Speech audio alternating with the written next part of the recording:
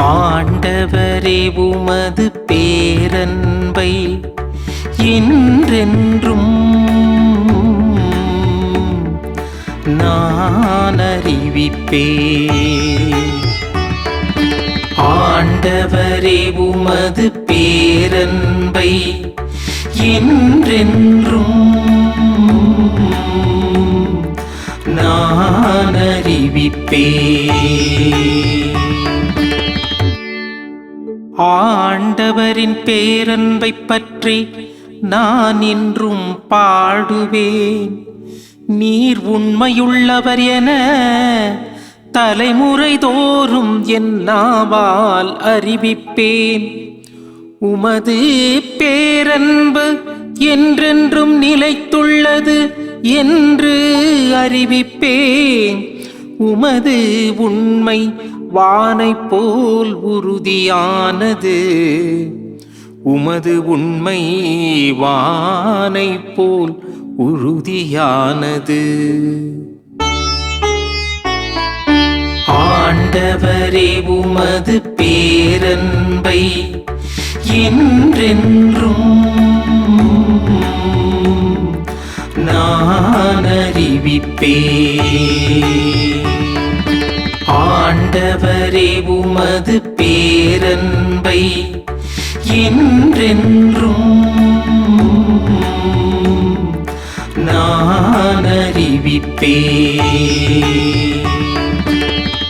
பிரியமான சகோதர சகோதரிகளே, அன்னையுடைய அன்பு பிள்ளைகளே, இயேசுவின் இனிய நாமத்தில் உங்கள் அனைவருக்கும் இனிய காலை வணக்கம். இன்றைய நாள் இனிய நாளாக ஆசீர்வதிக்கப்பட்ட நாளாக அமையட்டும். நீங்க எல்லாரும் நல்லா இருக்கணும், ஆசீர்வாதமாக இருக்க இந்த நாளில் நீங்க மேற்கொள்ளக்கூடிய காரியங்களையும் வாழ்வையும் பயணத்தையும் தொழிலையும் ஆண்டவர் உடனிருந்து ஆசீர்வதிக்கின்றார். பிரியமான சகோதர சகோதரிகளே, இன்று காலை நம்முடைய தியானத்திற்கு திருப்பாடல் 89 கொடுக்கப்பட்டிருக்கின்றது. 52 வசனங்கள் கொண்ட ஒரு பெரிய திருப்பாடல். இந்த திருப்பாடலை 3 பகுதியாக பிரிக்கின்றோம். ஒன்று, கடவுளுடைய இரக்கத்தையும் கடவுளுடைய உண்மைத்தன்மையையும் காட்டுகின்றது. இரண்டாவது பகுதியில் தாவீது அரசரை ஆசீர்வதித்த கடவுள் எவ்வளவு இரக்கமும் பரிவும் கொண்டிருக்கின்றார் என்பதை காட்டுகின்றது. மூன்றாவதாக, இப்படிப்பட்ட அபிஷேகம் செய்யப்பட்ட நபருக்கு என்ன கஷ்ட துன்பம் துயரம் வரும் என்பதையும் அதிலிருந்து எப்படி ஆண்டவர் விலகாமல் நம்மை காத்துக்கொள்வார் என்பதை பற்றியும் தெளிவாக கூறுகின்றது. பிரியமான சகோதர சகோதரிகளே, இந்த முதல் பகுதியிலே நாம் பார்க்கின்றோம், ஆண்டவரின் பேரன்பை பற்றி நான் என்றும் பாடுவேன். நீர் உண்மையுள்ளவர் என தலைமுறை தோறும் என் நாவால் அறிவிப்பேன். உமது பேரன்பு என்றென்றும் நிலைத்துள்ளது என்று அறிவிப்பேன். பிரியமான சகோதர சகோதரிகளே, திருப்பாடல் ஆசிரியர் நமக்கு நினைவூட்டுவதெல்லாம் ஆண்டவர் உண்மையுள்ளவர். ஆண்டவருடைய பேரன்பு எனக்கு மட்டுமல்ல, என் தலைமுறை தோறும் அவருடைய உண்மைத்தன்மையும் அவருடைய இரக்கமும் அவருடைய பரிவும் அவருடைய பேருதவியும் என்றும் இருக்கும். அதற்குத்தான் அவர் 20வது வசனத்தில் கூறுகின்றார், தாவீது அரசரை நான் எப்படி அருள் பொழிவு செய்தேன், அவரை எந்த அளவிற்கு நான் உயர்த்தினேன் என்பதை நீங்கள் அறிவீர்கள். பிரியமானவர்களே, இங்கு தாவீது அரசருக்கு ஒப்பிடுவது நம் தேவனாய இயேசு கிறிஸ்துவையும் நாம் நினைவூட்ட அல்லது நினைத்து பார்க்க திருப்பாடல் ஆசிரியர் அழைப்பு விடுக்கின்றார். அதற்கு பிறகு வரக்கூடிய வசனங்களை நாம் படித்து பார்த்தோம் என்றால், கஷ்டமும் துன்பமும் துயரமும் எதிரியுடைய தாக்குதலும் அவருடைய பாடுகளையும் பற்றி தெளிவாக கூறுகிறார். இதையும் நாம் தாவீது அரசர் காலத்தில் மட்டுமல்ல, நம் தேவன் இயேசு கிறிஸ்துடைய காலத்திலும் அவர் பட்ட அவமானங்கள், அடி உதை நிந்தை அத்தனையும் நாம் ஒப்பிட்டு பார்க்க முடியும். இதோ அபிஷேகம் செய்யப்பட்ட நபராக இருந்தாலும் ஒரு சில சூழ்நிலைகளில் நாம் கண்டிப்பாக நிச்சயமாக கஷ்டமும் துன்பமும் இழிவும் பிரச்சனையும் அவமானமும் கடன் சுமையும் வியாதியும் வந்துதான் தீரும். ஆனால் கடைசி பகுதியில ஆண்டவர் என்ன இந்த திருப்பாடல் ஆசிரியர் வழியாக நமக்கு கொடுக்கின்றார் என்றால், ஒருபோதும் எப்படிப்பட்ட நிலையில் நாம் வாழ்ந்தாலும் அது கண்டிப்பாக நிச்சயமாக மாறும்.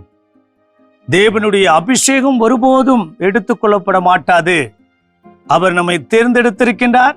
ஒரு சில காலகட்டத்தில் ஒரு சில சூழ்நிலையினால நம்மால் இருக்கக்கூடிய பிரச்சனையாக இருக்கலாம், அல்லது நம்முடைய எதிரிகள் நமக்கு கொடுக்கக்கூடிய பிரச்சனையோ துன்பமோ துயரமோ கூட இருக்கலாம். ஆனால் அத்தனைக்கும் ஆண்டவரை, நம் தேவன் இயேசு கிறிஸ்துவை நம்பியிருந்தால் அத்தனையும் மாறிவிடும், மறைந்துவிடும், ஒளிந்து போகும். நம்முன் யாரும் நிற்க முடியாது என்பதை திருப்பாடல் ஆசிரியர் கடைசி பகுதியிலே நமக்கு வலுவூட்டுகிறார். பிரியமான சகோதர சூழே, அவர் உண்மையுள்ளவர்தான், இரக்கம் உள்ளவர்தான், பரிவுள்ளவர்தான். ஆனால் ஒரு சில சூழ்நிலைகளினால் நமக்கு துன்பமும் துயரமும் வரும். ஆனால் அதோடு நின்று விடாது, அதுவும் கடந்து போகும். அதையும் நாம் வெற்றி கொள்ள முடியும். அதிலிருந்து நமக்கு விடுதலை உண்டு, அதிலிருந்து நமக்கு ஒரு புது வாழ்வு உண்டு என்பதை இந்த நாளில் திருப்பாடல் ஆசிரியர் கடைசி பகுதியில பாசிட்டிவாக நினைக்க சொல்கிறார்.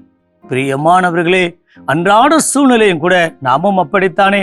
ஏன் எனக்கு மட்டும் இந்த துன்பம், ஏன் எனக்கு மட்டும் இந்த கஷ்டம், ஏன் எனக்கு மட்டும் இந்த பாரமான சிலுவை, அது சுமை அல்லது வியாதி, அல்லது ஏன் என்னுடைய பிள்ளைகள் வழியாக, என் குடும்பத்தார் வழியாக, அல்லது என்னுடைய பொருளாதார ரீதியாக, உறவு ரீதியான பலதரப்பட்ட சிக்கல்கள் பிரச்சனைகளை நான் சந்தித்துக் கொண்டுதானே இருக்கின்றேன் என்று கூட தாழ்வு மனப்பான்மையோடு, சோர்ந்து போய் தளர்ந்து போய் விரக்தியோடு, வாழ்வா சாவா என்ற போராட்டத்தில் கூட நாம் இருக்கலாம். ஆனால் அத்தனைக்கும் ஆண்டவரை நம்பியிருந்தோம் என்றால் அவருடைய பேரன்பும், அது மட்டுமல்ல அவர் பேர் உதவியும் நமக்கு மட்டுமல்ல நம்முடைய தலைமுறை தோறும் அது தொடர்ந்து வரும். நாம் நல்லவர்களாக, இனியவர்களாக, போற்றுதலுக்குரிய நம் தேவனுக்கு பிரியமானவர்களாக, நியமங்களை கடைபிடிக்கக்கூடிய நபர்களாக, கொஞ்சமாவது ஆண்டவருக்கு ஏற்ற வாழ்வு வாழ வேண்டும். அப்போதுதான் நம்முடைய சன்னதிகளையும் அவர் ஆசீர்வதிப்பார். அவருடைய உண்மைத்தன்மை நம்மோடு நிலைத்திருக்கும், நம்மோடு பயணிக்கும் என்றால் அது மிகையாகாது.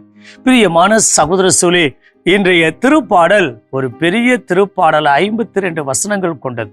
அத்தனைக்கு நாம் விளக்கி கூற முடியவில்லை என்றாலும் குறிப்பாக ஆண்டவரை நம்பியிருப்போம். நம்முடைய அன்றாட வாழ்க்கையில் ஒரு சில பிரச்சனைகள் துன்பங்கள் வந்தாலும் அத்தனையும் மாறிவிடும். ஏனென்றால் நம்முடைய ஆண்டவருடைய பேரன்பு அபரிதமாக இருக்கின்றது. இணைந்து ஜெபிப்போமா? பரலோக தந்தை இறைவா, இந்த அருமையான இனிமையான நாளுக்காக உமக்கு நன்றி செலுத்துறோம் அப்பா. இந்த திருப்பாடல் ஆசிரியர் வழியாக எங்களுக்கு நீ நம்பிக்கை விட்டு இருக்கின்றேன். நேர்மறை சிந்தனையோடு இருங்கள், இதுவும் கடந்து போகும், இதுவும் மாறும். இது எதிரிகளோ அல்லது பிரச்சனையோ அல்லது சமூக ரீதியான பொருளாதார ரீதியான சூழ்நிலையோ என்னை ஒருபோதும் ஒன்று செய்ய முடியாது. ஏனென்றால் என் தேவன் என் பக்கம் இருக்கின்றார் என்று உயர்ந்த இனத்தோடு இந்த நாளை தொடங்க கிருபை தரும்படி ஆண்டவராகிய இயேசு கிறிஸ்துவின் நாமத்தில் ஜெபிக்கிறோம் நல்ல பிதாவே, ஆமென்.